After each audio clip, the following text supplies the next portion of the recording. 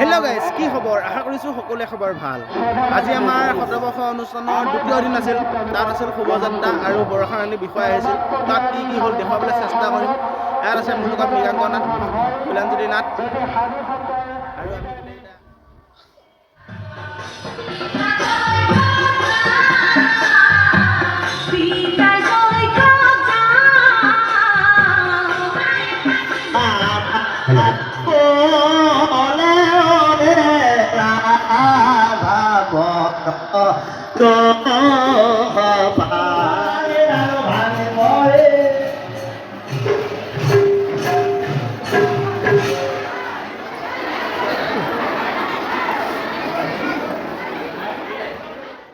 গতিকে আপোনালোকে দৰ্শকৰ আসনত শাৰী পাতি গৈ বহি যাওক।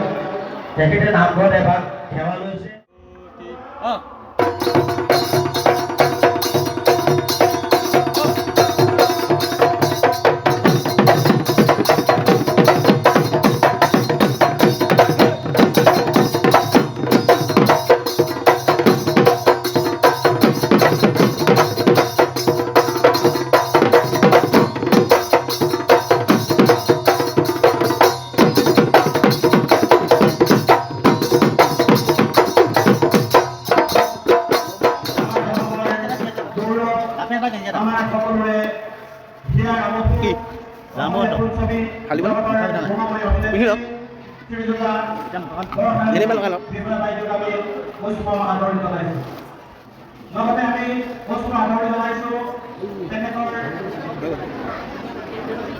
আদৰণি জনাইছে আমাৰ সাংস্কৃতিক সম্পাদক শ্ৰীযুত হেমেন চন্দ্ৰ নাথে।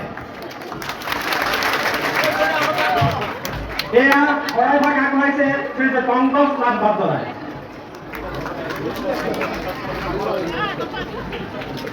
আমাৰ সন্মানীয় আদৰণি সমিতিৰ সভাপতি মহোদয় শ্ৰীযুত লম্বোদৰ নাথে তেখেতক এটি জাতিৰ আদৰণি জনাইছে।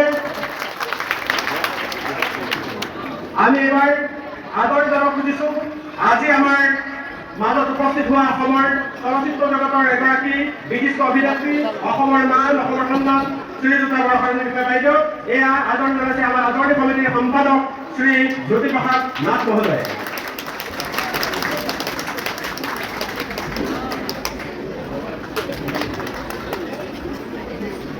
আৰু এখন শৰাই তেখেতক আগবঢ়াব আমাৰ শ্ৰীযুত মাধৱ চন্দ্ৰ নাথ বাদলাই।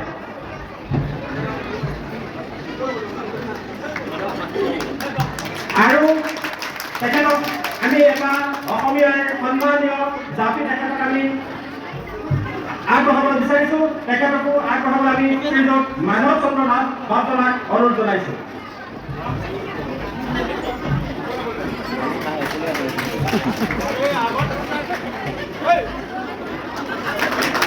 আমাৰ স্মৃতি গ্ৰন্থ সম্পাদনা সমিতিৰ সন্মানীয় সম্পাদক মহোদয় তেখেতলৈ সম্বৰ্ধনা পত্ৰভাগ আগবঢ়াব।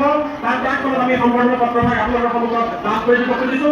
আমি বাইদেউৰ প্ৰতি আমাৰ সশ্ৰদ্ধ প্ৰণাম জনাই সকলোলৈ মোৰ সশ্ৰদ্ধ প্ৰণাম আৰু সেৱা জ্ঞাপন কৰিছোঁ। আৰু লগতে উদযাপন সমিতিক মই ধন্যবাদ জ্ঞাপন কৰিছোঁ যে আজি এই অনুষ্ঠানটিত মোক আমন্ত্ৰণ জনাই মোক এনেকুৱা এটা গধুৰ দায়িত্ব সাংস্কৃতিক শোভাযাত্ৰা উদ্বোধন কৰাৰ যি মোক সৌভাগ্য প্ৰদান কৰিলে তাৰ বাবে মই চিৰকৃতজ্ঞ হৈ ৰ'ম। এইখিনিতে মই এটি বিশেষ নাম মোৰ ভাতৃসুলভ ডক্টৰ অসীম কুমাৰ দাসক ধন্যবাদ জ্ঞাপন কৰিবই লাগিব, কিয়নো তেখেতৰ জৰিয়তে যদি এই আমন্ত্ৰণ নাহিলহেঁতেন হয়তো মই আহি ইয়াতে উপস্থিত হোৱাটো সম্ভৱ নহ'লহেঁতেন। আৰু আজি ইয়াতে উপস্থিত হৈ ৰাইজৰ মৰমখিনিৰ বাবে মই অশেষ কৃতজ্ঞ। তথাপিও মই খুব অন্তৰৰ পৰা ভিতৰৰ পৰা মই যি এক অনুভূতি হৈছে মোৰ, মই সেয়া শব্দৰে এইকাৰণে প্ৰকাশ কৰিব নোৱাৰিম কিয়নো এই বৰনামঘৰৰ শতবৰ্ষ হৈছে, অৰ্থাৎ 100 বছৰ। আৰু মই জানিব পৰা মতে 100 বছৰতকৈও অধিক হৈছে, 120 বছৰ হৈছে, প্ৰায় 120টা বছৰ ইয়াতে নাম প্ৰসংগ হৈ আহিছে। হয়তো আপোনালোকেও নেদেখাৰ আগৰে পৰা, হয়তো নহয় হয়েই তেতিয়াৰে পৰা হৈ আহিছে। গতিকে ইয়াত নিশ্চিতভাৱে ইয়াতে ঈশ্বৰ বাস কৰে। ইয়াৰে যিটো পৰিৱেশ এয়া সঁচাকৈ মধুৰ। আৰু সেইবাবে মই আজি ইয়াতে উপস্থিত থকাই ময়ো যিখিনি পুণ্য আৰ্জিব পাৰিছোঁ সেয়া আকৌ সৌভাগ্যৰ কথা। আজি যে মই আহি ইয়ালৈ এই 120 বছৰীয়া পুৰণি এটি বৰনামঘৰত সেৱা লৈ মই এইখিনিতে যিখিনি পুণ্য ল'ব পাৰিছোঁ, তাৰ বাবে মই ভাবোঁ মই নিশ্চয় পূৰ্ব জনমত কিবা ভাল কৰ্ম কৰিছিলোঁ, আৰু তাতোতকৈ বেছি হয়তো ভাল কৰ্ম কৰিছিলোঁ বাবে অসম হেন ভূমি এখনত মই শিল্পী হৈ জন্ম ল'লোঁ। কিয়নো সঁচা কথা ক'বলৈ গ'লে অসমত শিল্পীৰ যিটো মৰম আৰু আদৰ, আপোনালোকৰ আমাৰ প্ৰতি যিটো আৱেগ, সেইটো অতুলনীয়, তুলনা কৰিব নোৱাৰি। কোনো এখন প্ৰান্ত বা কোনো এখন ৰাজ্যৰ লগত তুলনা কৰিব নোৱাৰি। আৰু আপোনালোকৰ মৰম আশীৰ্বাদ নথকাহেঁতেন এই বৰ্ষাৰাণীৰ বিষয়ায়ো বিগত 25টা 26টা 27টা বছৰ নায়িকা হৈ নাথাকিলেহেঁতেন। গতিকে মই ভগৱানক পুনৰবাৰ ধন্যবাদ জ্ঞাপন কৰিছোঁ যে মোক অসমত জন্ম দিলে। মা দেউতাই জন্ম দিলে ঠিকেই, কিন্তু এই বৰ্ষাৰাণী বিষয়া যিটো পৰিচয় আপোনালোক সকলোৱে দিলে, তাৰ বাবে মই চিৰকৃতজ্ঞ, আৰু সদায় মই দায়বদ্ধ হৈ থাকিবলৈ মই প্ৰাণপণে চেষ্টা কৰিম। মানুহ মাত্ৰে ভুল হয়েই, তথাপিও যিমান পাৰোঁ আপোনালোকে যিমান মৰম আৰু আশীৰ্বাদ দিছে আজিলৈকে, সেই সকলোখিনি মই সদায় শিৰগত কৰি যি কৰোঁ জীৱনত সেইখিনি সুন্দৰকৈ আপোনালোকৰ মান সন্মান ৰাখি যেন কৰিব পাৰোঁ, সেয়াই মই ভগৱানৰ ওচৰত প্ৰাৰ্থনা জনাইছোঁ। গুৰুজনাৰ কথা মইনো কি ক'ম, সেইখিনি ধৃষ্টতা বা সেইখিনি মোৰ যোগ্যতা হয়তো নাই, কিন্তু গুৰুজনাৰ কথা ভাবিলে ইমান মই গৌৰৱ অনুভৱ কৰোঁ যে আমি এনে এজন গুৰু পালোঁ যিয়ে অসমত এক নাম এক ধৰ্ম স্থাপন কৰি তেওঁৰ যি উদ্দেশ্য, সেই উদ্দেশ্যটো কেৱল ভগৱান প্ৰাপ্তি বা পৰমাত্মাৰ প্ৰাপ্তিয়ে নহয়, সেই উদ্দেশ্য এক নাম এক ধৰ্ম জাতি বৰ্ণ নিৰ্বিশেষে। অসমত বিভিন্ন জাতি জনজাতি, অসম হৈছে বাসভূমি, তথাপিও সেই তেতিয়াই তেখেতৰ উদ্দেশ্য কি আছিলে এক নাম এক ধৰ্মৰ জৰিয়তে, যে সকলোকে এক কৰি এখন বৃহৎ সমাজ গঢ়াৰ। আৰু সেই উদ্দেশ্য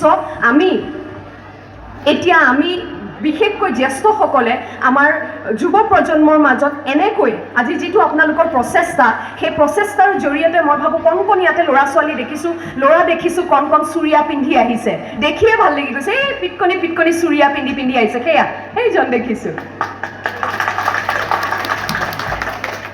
এতিয়া কেৱল আগদিনাখন আমি কেৱল এই নামঘৰৰ লগত জড়িত বা এই গাঁওখনেই নহয়, পৃথিৱীখনতে প্ৰত্যেকে যেতিয়া প্ৰতিটো জীৱৰ মাজত, প্ৰতিজন ব্যক্তিৰ মাজত পৰমাত্মাৰ উপলব্ধি অনুভৱ কৰিব আৰু সেই সন্মানখিনি জনাব, মই ভাবোঁ তেতিয়াই আমাৰ সমাজখন সুস্থিৰ সবল আৰু শান্তিৰ হ'ব। গতিকে আজি এই পলসাগুৰিৰ এই বৰনামঘৰৰ পৰা কেৱল অসমেই নহয়, ভাৰতবৰ্ষ তথা গোটেই বিশ্বলৈ এই বাৰ্তা যাওক যে কেনেকৈ আমি ইজনে আনজনক পৰমাত্মা স্বৰূপ মানি সন্মান আৰু মৰম কৰি জীৱনটো আগবাঢ়ি যাব লাগে। এইখিনিকে কৈ মই বেছি দীঘলীয়া নকৰোঁ। শোভাযাত্ৰা আছে। এই ডাইলগে বৰ ডাঙৰ কথা হৈছে নহয়, ডাইলগে মুখস্থ নথকা হৈছে। উজনি গাভৰুৰ ডাইলগ মনত নাই। সিদিনাখন বেহাৰবাৰীত এটা ডাইলগ দিলোঁ। মই সংলাপটোৰেই আচলতে মই প্ৰাৰ্থনা ভাগেৰেই এই শোভাযাত্ৰাৰ বৰনামঘৰৰ শোভাযাত্ৰাৰ মই উদ্বোধনী কৰিলোঁ বুলি ঘোষণা কৰিছোঁ। সংলাপ এটি ক'বলৈ কৈছে, সংলাপ মনত নাথাকে। বেহাৰবাৰীত কাইলৈ বা পৰহিলৈ নাজানো কেতিয়া, কাইলৈ আজি শনিবাৰ বা সোমবাৰো আহিব পাৰে এইটো খণ্ড।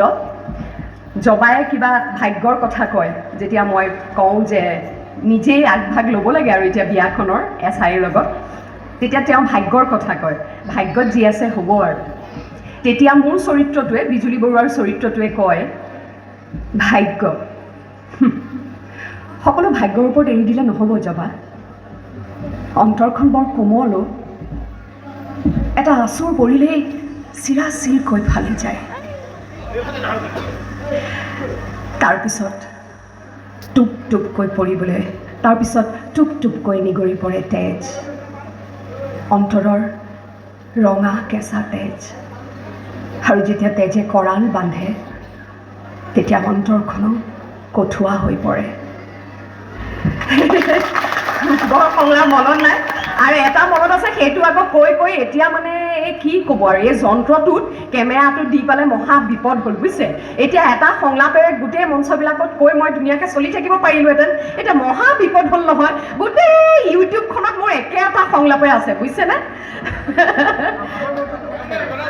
আকৌ একেটাই মোৰ মায়ে ক'ব তই আৰু এডাল সংলাপহে পাওঁ বেলেগ সংলাপ গাবলৈ সংলাপ নাই তোৰ আই গোটেই চাই থাকে আনকি মোক যে কমেণ্টছত কেতিয়াবা যে আমাক দিয়েই দিয়কচোন আৰু মই তাকে ভাবিছোঁ মৰমতে চাগে আৰু নিজৰ পৰিয়ালৰ মানুহ বুলি খং উঠিলে গালি দুটামান দিয়ে আৰু সেয়াও পঢ়ি পঢ়ি মোক খুব কৈ থাকে মায়ে মই নাচাওঁ মনটো বেয়া লাগে যে মায়ে চাই পেলাই ঐ জানন নাই তোক এনেকৈ কৈছে মায়ে আকৌ বৰ ফূৰ্তি পায় দেখিছেনে সেইটো সংলাপ এতিয়া নকওঁ কৰুণ সংলাপ আজি আনন্দৰ এই সময় আৰু বেছি কান্দি থাকিলে বোলে চকু পানীহে আহি থাকে গতিকে মোক ভাস্কৰে কৈছে তুমি একদম হাঁহি থাকিবা একদম নাকান্দিবা গতিকে আজি মই নাকান্দো পুনৰবাৰ আপোনালোক সকলোৰে আশীৰ্বাদ কামনা কৰিছোঁ আৰু এইখিনিতে কওঁতে থওঁতে কিবা ভুল ত্ৰুটি থাকি গ'লে ক্ষমা কৰিব নিজৰ ছোৱালীজনী ধন্যবাদ সত্য শুদ্ধ কথা সন্ধান কৰি প্ৰজ্ঞান দৰ্শন কৰিবলৈ সক্ষম হয় তেতিয়াই জীৱন হয় গুৰু বৃন্দাবন হয় জীৱন ধন্য তাতে আজি বলাশাৰী বৰনামৰ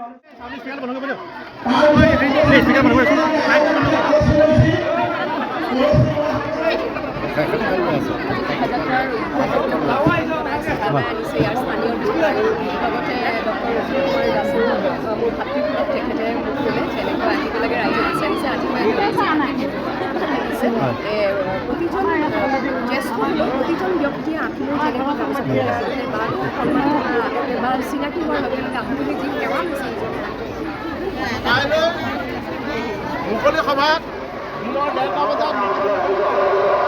কৃতজ্ঞতা তথা ধন্যবাদ জ্ঞাপন কৰিছোঁ আমাৰ লৈ যাব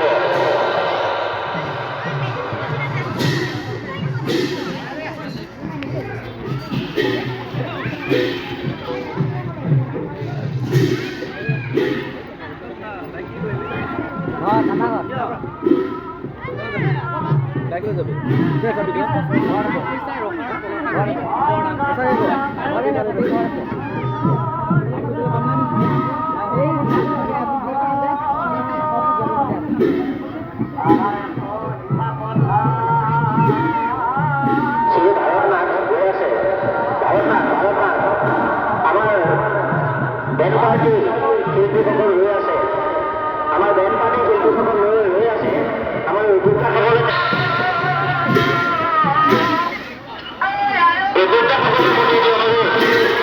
আমাৰ বেণ্ড পাৰ্টি দলটো ৰৈ আছে ফুলখিনিত দিলে ভাল হয় আদালৈ দিব লাগিব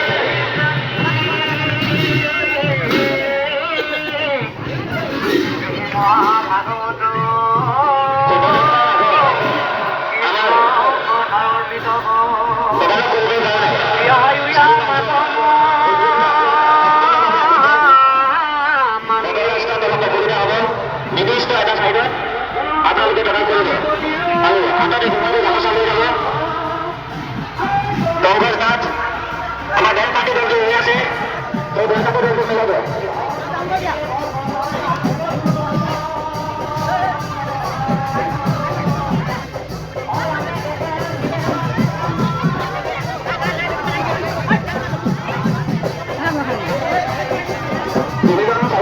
আমাৰ ইয়াত ৰখিবলৈ ভাল হয় কাৰণ আমি মঞ্চটো বজাব লাগিব সেই বজাৰ পৰা আমাৰ আমন্ত্ৰণ ৰক্ষা কৰি দলৰ পৰা নামতি দলটো আমি উপস্থিত হৈ আছে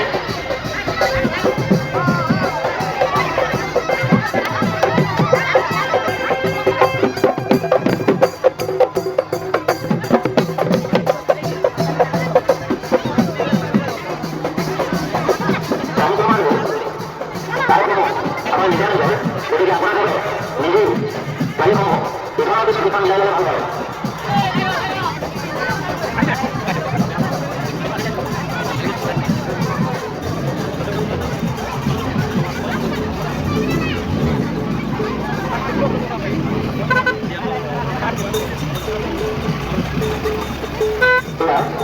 আজি দ্বিতীয়টো হয় আশীৰ্বাদ পাতিলোঁ ঘৰটো শোভাযাত্ৰা আলোচনা হৈ আছে হৈ গৈছে ইখনৰ পিছত সিখনটো গাড়ী লাইনে লাগি গৈ আছে সাংস্কৃতিক শোভাযাত্ৰাত যিসকল ৰাইজে অংশগ্ৰহণ কৰিছে তেখেতলোকক কিতাপ গোটাটো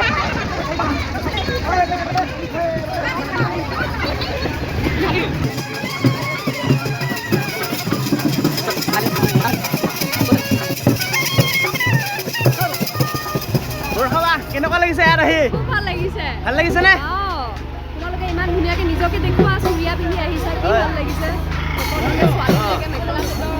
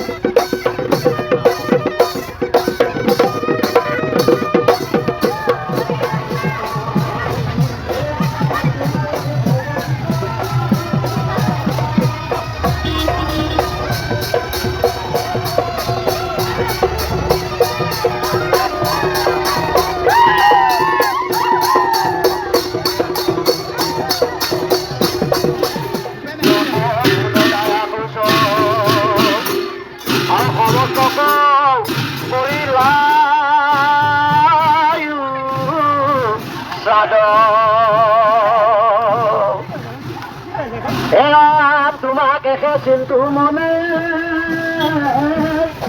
কিন্তু প্ৰভুৰ অবিহনে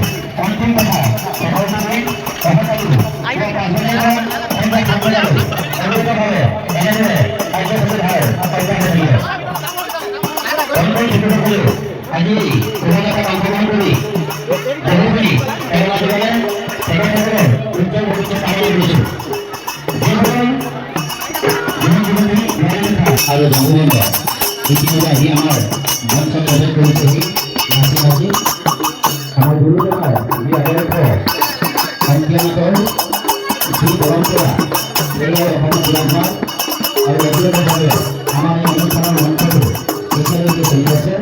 দৰ্শকসকল আপোনালোকে দৰ্শকৰ চেয়াৰত বহি আমাৰ এই অনুষ্ঠানখিনি উপভোগ কৰি যায়।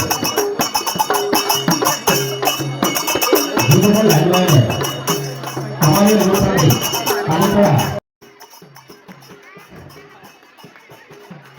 হাঁহি ধেমালি কৰি বহুতখিনি খোজকাঢ়ি লৈ ঘূৰিলোঁ আৰু এনেকৈ কৈ আমি পলসাগুৰি শতবৰ্ষ অনুষ্ঠানৰ সাংস্কৃতিক ভিডিঅ'টো যদি এতিয়ালৈকে চাই আছিল তেনেহ'লে থেংক ইউ আৰু ভাল লাগিল যদি লাইক